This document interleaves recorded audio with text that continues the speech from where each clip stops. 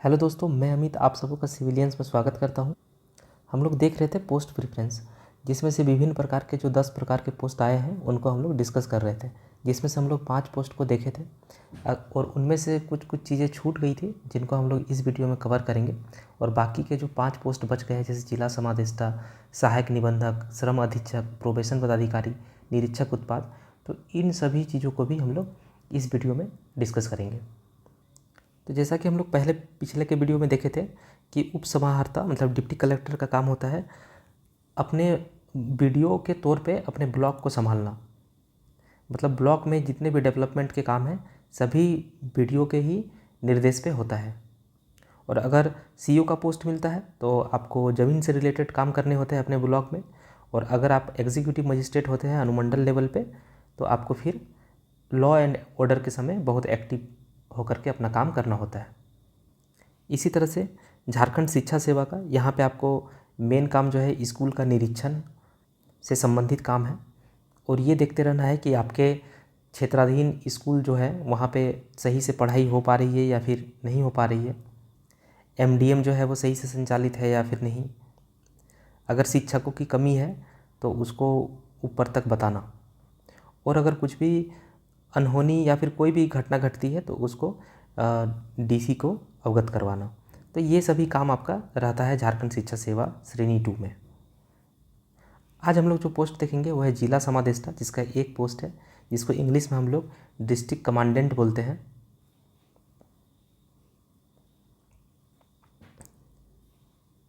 और यह पोस्ट आपका गृह, कारा एवं आपदा प्रबंधन विभाग के अंतर्गत आता है। आफ्टर सिलेक्शन आपका इस पोस्ट में आने के बाद भी आपका जो ट्रेनिंग होगा वो जेपीए झारखंड पुलिस एकेडमी जो कि हजारीबाग में है वहाँ पे होगा। और इसकी भी ट्रेनिंग करीब 1 से 1.5 साल चलती है। और उसके बाद आपको डिस्ट्रिक्ट अलॉट कर दिया जाता है। अब इनका जो वर्क है वो देखते हैं। तो इनका मेन काम जो है होमगार्ड का कमान काटना होता है। तो ये होमगार्ड से रिलेटेड काम है। यहाँ पे होमगार्ड का कमान काटने का अर्थ ये है कि जैसे मान लीजिए कि डीसी साहब को मतलब डीसी सर का आ गया आदेश कि हमको 10 होमगार्ड का ज़रूरत है, तो बाय लेटर आएगा ये चीज़। तो आपको क्या करना है कि 10 होमगार्ड का कमान काट करके आपको दे देना है ताकि उनका जो सैलरी है वो मिल सके होमगार्ड को। और ये जो होमगार्ड होते हैं वो आपका अर्ध सरकारी वाले होते हैं। तो ये ज़िला में एज ए रिज़र्व रहते हैं। और जब जहाँ ज़रूरत पड़े, जैसे मान के चलिए कि एसपी सर को ज़रूरत है 100 होमगार्ड का, तो ये काम डिस्ट्रिक्ट कमांडेंट करेंगे कि 100 होमगार्ड की व्यवस्था करके एसपी सर को दे देंगे। इस चीज़ को कहते हैं कमान काटना। अब जैसे ही आपका एक स्लिप बन के चला जाएगा और फिर इसी स्लिप के आधार पे इन 100 होमगार्ड को सैलरी मिलेगा। मतलब 2 महीना के लिए या फिर 3 महीना के लिए, जितना भी समय के लिए यहाँ पे भेजा गया है एसपी सर के पास, उतने दिनों का सैलरी इनको मिल जाएगा। या फिर थाना में भी ज़रूरत पड़ सकता है तो थाना में भी भेजा जाता है, लेकिन ये सब भेजने का जो काम होगा वो आपका डिस्ट्रिक्ट कमांडेंट का होगा। मतलब डिस्ट्रिक्ट कमांडेंट जो होते हैं वो पूरे ज़िले के जितने भी होमगार्ड हैं सबका आप समझिए बॉस है। और इनका वर्क लाइफ जो है वो बहुत हैक्टिक नहीं है और इनके सेवा सत्कार के लिए बहुत से लोग लगे हुए रहते हैं। तो अगर इंडिविजुअल स्तर पे देखें तो जिला समादेष्टा का जो पोस्ट है, जैसे कि अगर आपको जिला समादेष्टा बनाया जाए तो ये पोस्ट जो है अगर आपके दृष्टिकोण से देखा जाए तो आपके सुख शांति के लिए ये पोस्ट बहुत बेहतरीन है। इनका और भी काम है, जैसे कि मान लीजिए किसी ज़िला में कोयले की कोलियरी है या फिर कोई भी माइनिंग्स का है, तो वहाँ पे अगर गार्ड की ज़रूरत है तो उसके लिए भी डिस्ट्रिक्ट कमांडेंट ही होमगार्ड प्रोवाइड करते हैं। तो अगर पर्सनल लेवल पे देखें, मतलब कि जो नौकरी कर रहे हैं जो कि डिस्ट्रिक्ट कमांडेंट है, उनके स्तर से अगर सोचें तो ये बहुत ही ईजी टू वर्क वाला पोस्ट है। लेकिन यहाँ पे जिस तरह से डिप्टी कलेक्टर हो गया, चाहे आपका डीएसपी हो गया, एसडीपीओ हो गया, या फिर शिक्षा विभाग का जो डीएसई और डीओ है, उनके जैसा इनका वर्क एक्सपोजर नहीं है। लेकिन यहाँ पे सुख शांति बहुत है।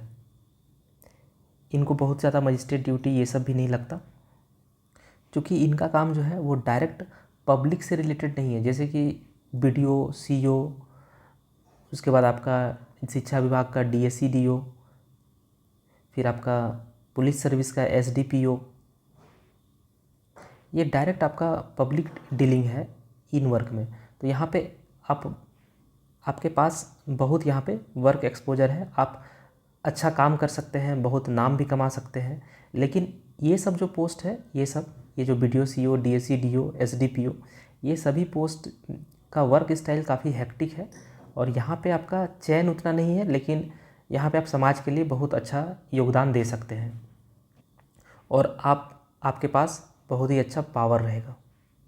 अगर पर्सनल लेवल पे बात करें तो जो जिला समादेष्टा का पोस्ट है, उसके बाद आपका राज्य कर पदाधिकारी, ये दोनों पोस्ट काफ़ी बढ़िया है। अब हम लोग नेक्स्ट पोस्ट के बारे में देखते हैं, सहायक निबंधक, जिसको इंग्लिश में असिस्टेंट रजिस्ट्रार कहते हैं और ये आपका कृषि पशुपालन एवं सहकारिता विभाग के अंतर्गत आता है। अब यहाँ पे आपको ज्वाइनिंग के बाद पहला जो पोस्ट मिलेगा उसका नाम है असिस्टेंट रजिस्ट्रार और फिर असिस्टेंट रजिस्ट्रार के बाद आपको 3 साल के लिए DCO भी बनाया जाएगा, जिसका फुल फॉर्म होता है डिस्ट्रिक्ट कोऑपरेटिव ऑफिसर। और फिर नेक्स्ट आपका पोस्टिंग होगा डेप्यूटी रजिस्ट्रार में।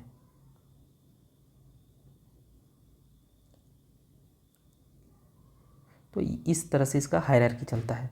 यहाँ पे मेन काम क्या रहता है, तो जितने भी प्रकार के सोसाइटी चलते हैं, जैसे कि fishery society, labour society, housing society, PACS हो गया आपका, जिसका फुल फॉर्म होता है प्राइमरी एग्रीकल्चर क्रेडिट सोसाइटी। तो मतलब एग्रीकल्चर वाला जो सोसाइटी है, जिसमें आपका धान की खरीदारी की जाती है MSCP पर, ये सभी आप इकोनॉमिक्स में पढ़ेंगे। तो आप ये चीज़ देखिए, पैक्स हो गया, fishery society, labour society, housing society, transport society और भी तरह तरह के सोसाइटी होते हैं। इन सभी को क्रियान्वित करने का जो मेन जिम्मेदारी होता है, यही आपका असिस्टेंट रजिस्ट्रार का होता है। और इस पोस्ट में आप सोसाइटी के लिए काफ़ी कुछ कर सकते हैं। आपको गाड़ी और घर का जो रिक्वायरमेंट रहता है, जिस तरह से SDPO को मिल जाता है, तो उस प्रकार से यहाँ पे सुविधा नहीं मिल सकती है ज़्यादातर ज़िलों में। मान के चलिए कि नहीं मिलेगा आपको, लेकिन TA और HRA ये सभी आपको मिल जाएगा। और यहाँ पे ये पोस्ट जो है, ये भी आपका ज़्यादा हेक्टिक वाला नहीं है। इस पोस्ट में रहते हुए आप समय समय पर छुट्टी पर भी जा सकते हैं, ज़्यादा इसमें टेंशन नहीं है। जिस पोस्ट में जितना ज़्यादा पावर है, जितना ज़्यादा वर्क एक्सपोजर है, उतना ज़्यादा टेंशन भी रहता है। जैसे कि आपका शुरू के 3-4 पोस्ट हम बताए थे, जैसे कि डिप्टी कलेक्टर का पोस्ट हो गया, एजुकेशन सर्विस का पोस्ट हो गया, या फिर पुलिस सर्विस हो गया। यहाँ आपके पास वर्क एक्सपोजर काफ़ी ज़्यादा रहता है, लेकिन वर्क स्टाइल काफ़ी हेक्टिक भी होता है। और इन सभी में थोड़ा सा शांत प्रकार का जॉब है ये। और चाहे कोई भी विभाग हो और कोई भी किसी भी प्रकार का आप ऑफिसर हैं, आपको नियम और कायदे कानून के अकॉर्डिंग ही चलना पड़ता है। ऐसा नहीं कि आप अपने मनमानी से काफ़ी कुछ करने लग जाए। अब नेक्स्ट पोस्ट जो है वो आपका है श्रम अधीक्षक, जिसको इंग्लिश में हम लोग लेबर सुपरिटेंडेंट कहते हैं। और यह पोस्ट आपका श्रम नियोजन प्रशिक्षण एवं कौशल विकास विभाग, इसके अंतर्गत आता है। इसका भी पे ग्रेड आपका 5400 है और इसके पहले जो हम लोग देखे कोऑपरेटिव सर्विस, उसका भी पे ग्रेड 5400 है। इनका मुख्य काम जो है आपका मिनिमम वेजेस को लागू करना होता है और लगभग 14-15 जो लेबर लॉज है, इनको भी फैक्ट्रीज़ में इम्प्लीमेंट करना होता है। फैक्ट्रीज़ नहीं, आपका जहाँ पे भी 10 से ज़्यादा या फिर 10-12 लोग काम कर रहे होते हैं किसी भी संस्था में, चाहे वो कोई प्राइवेट स्कूल ही क्यों ना हो या फिर मॉल, कल कारखाना, ये सभी प्रकार के जगह जहाँ पे आपके 10 या उससे अधिक लोग काम कर रहे होते हैं, वहाँ पे कुछ लॉज बने होते हैं, लेबर लॉ, जो कि 14-15 होते हैं। उन सभी को इम्प्लीमेंटेशन का जो काम होता है वो श्रम अधीक्षक का होता है। और एक ज़िला में श्रम अधीक्षक 3 भी हो सकते हैं, किसी में 2 भी होते हैं और किसी किसी ज़िला में 1 भी होते हैं। जैसे धनबाद ज़िला की बात करें तो धनबाद ज़िला में 3 श्रम अधीक्षक होते हैं। और श्रम अधीक्षक का जो एरिया होता है, ये आपका इंडस्ट्रियल बेल्ट के आधार पर बटा होता है। जैसे गुमला में इंडस्ट्रीज़ कम है तो वहाँ पे श्रम अधीक्षक का 1 पोस्ट है। लेकिन अगर धनबाद में इंडस्ट्रियल बेल्ट ज़्यादा है तो वहाँ पे श्रम अधीक्षक का 3 पोस्ट है। मेन काम क्या है आप समझ गए होंगे कि जहाँ पे भी 10 से अधिक लोग कार्यरत हैं, 10 या 10 से अधिक लोग कार्यरत है, वहाँ पे लेबर लॉज को इम्प्लीमेंट करना और ये भी निर्धारित करवाना कि जो मिनिमम वेजेज है वो उनको मिल रहा है कि नहीं मिल रहा है। और 8 साल के जॉब के बाद प्रमोट होने के बाद आपको जो पोस्ट मिलेगा वो है असिस्टेंट लेबर कमिश्नर।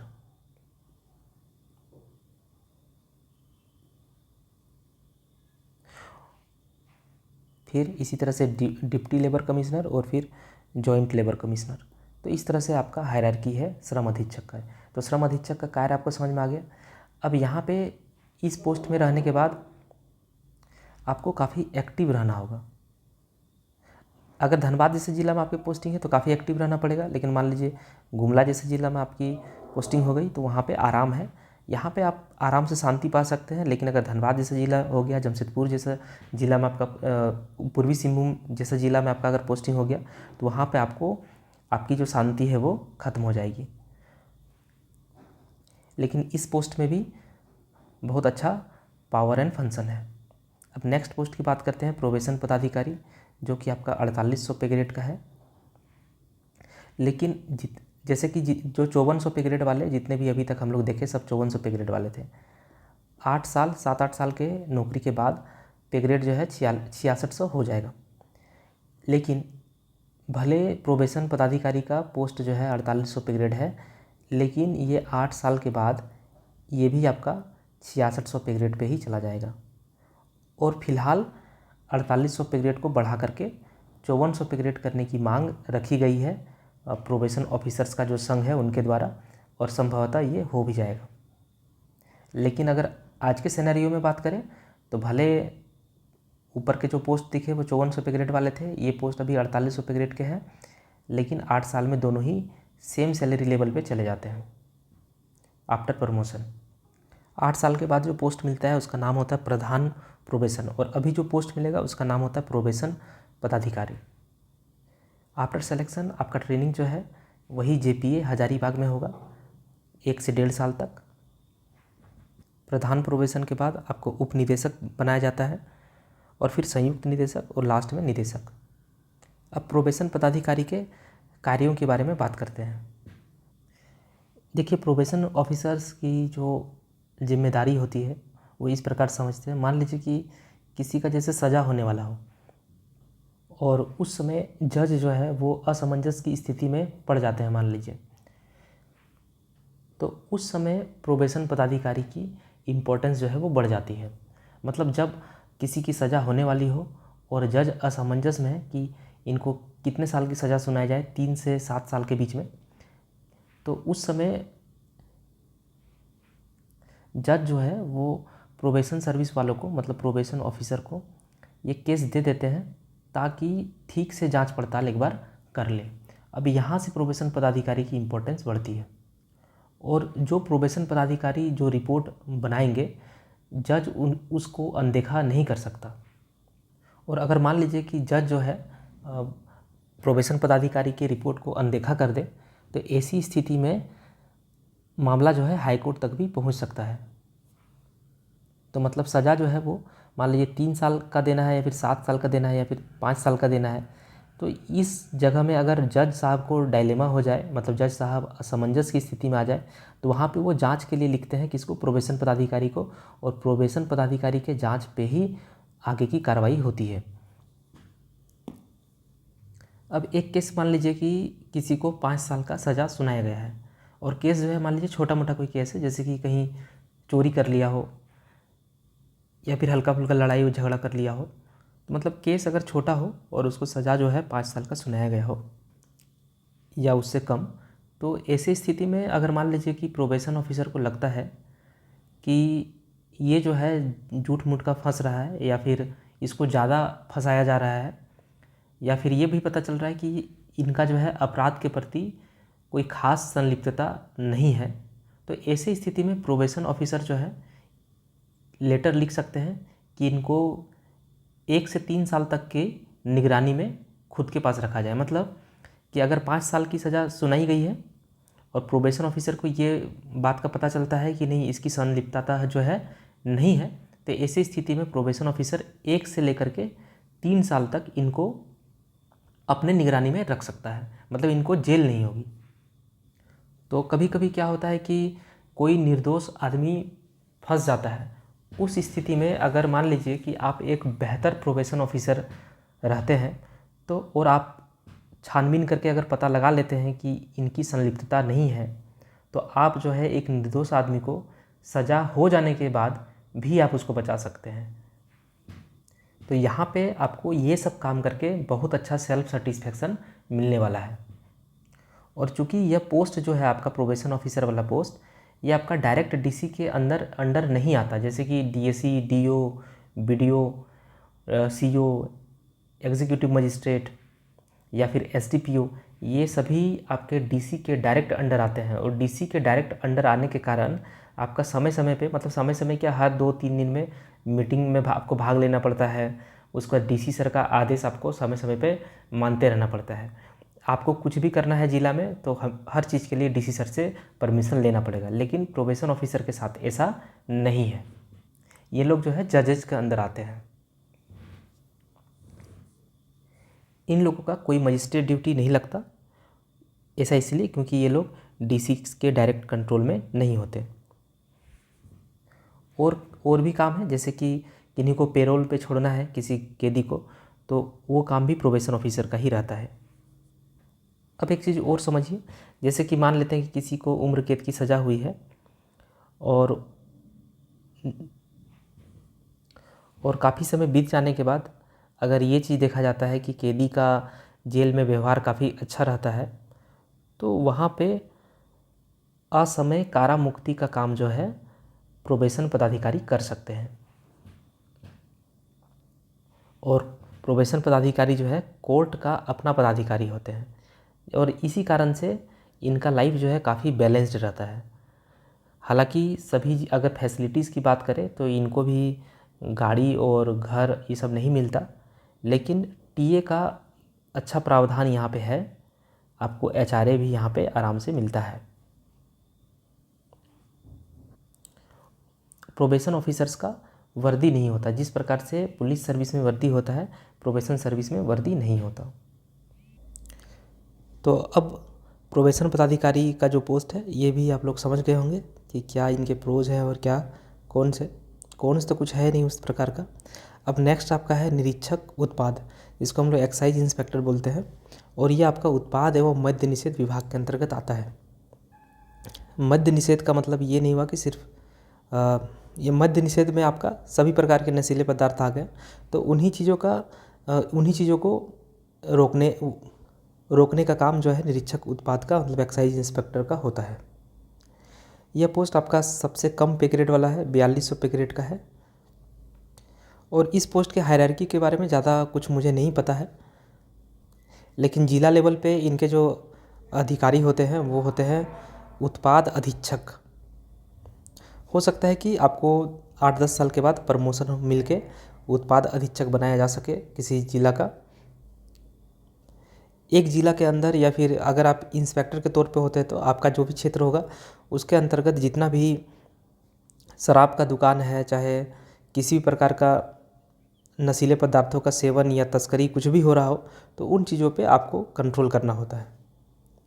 और उत्पाद अधीक्षक के तौर पे जब आप प्रमोट होके बनेंगे तो उस समय आपको पूरे ज़िले का प्रभार मिलेगा। वर्क स्टाइल इसमें ज़्यादा हेक्टिक नहीं है और पावर आपका इन जगहों पे रिफ्लेक्ट करेगा। क्योंकि ये इंस्पेक्टर टाइप का इंस्पेक्टर पोस्ट है, इसलिए यहाँ पे गाड़ी की सुविधा आपको मिलती है, हो सकता है रहने की भी सुविधा आपको मिले। तो ओवरऑल लगभग जितने भी आपके 10 पोस्ट थे, 10 पोस्ट के बारे में आपको बता दिए। अगर आपको पावर पसंद है, देखिए पावर जो है मिलेगा, लेकिन आपको उत्तरदायित्व भी आपका काफ़ी बढ़ जाएगा। तो पावर के हिसाब से अगर देखिएगा तो सबसे ऊपर पे जो है वो आपका एडमिनिस्ट्रेशन, फिर आपका पुलिस सर्विस जिसमें आप लोग एसडीपीओ बनेंगे, आपका एजुकेशन, लेकिन एजुकेशन सर्विस में आप जब डीएससी डीओ बनेंगे तब आपका पावर जो है रिफ्लेक्ट होगा।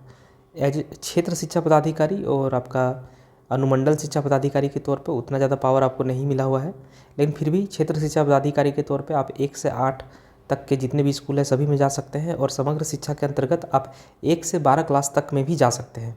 लेकिन आप 1 से लेकर के 8 क्लास तक की जो भी कार्रवाई होगी उसको आप डायरेक्ट अपना पेन से कर सकते हैं, लेकिन अगर 9 to 12 अगर करना हो तो उसके लिए आपको डीओ सर को अनुशंसा करनी पड़ेगी।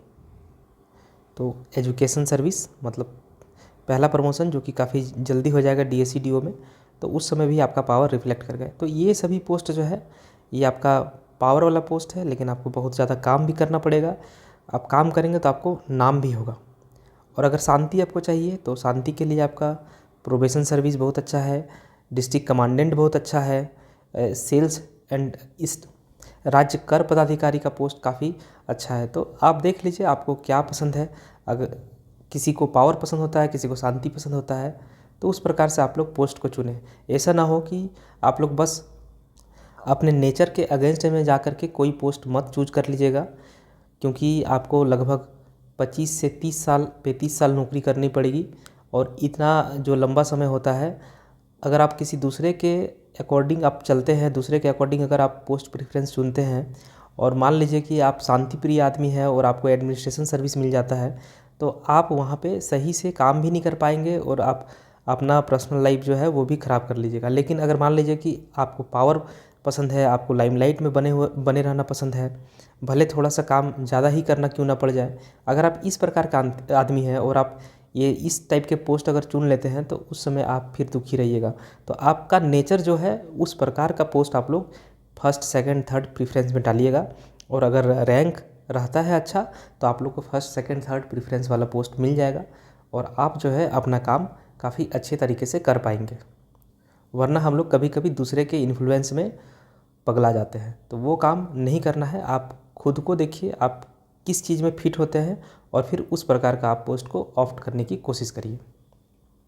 क्योंकि कई बार ऐसा होता है कि हमारा रैंक काफ़ी अच्छा रहता है, लेकिन जिस प्रकार का हमारा नेचर होता है, लेकिन उस प्रकार का पोस्ट हम लोग नहीं चुन के दूसरे प्रकार का पोस्ट चुन लेते हैं और फिर हम लोग फुल लाइफ दुखी ही रहते हैं।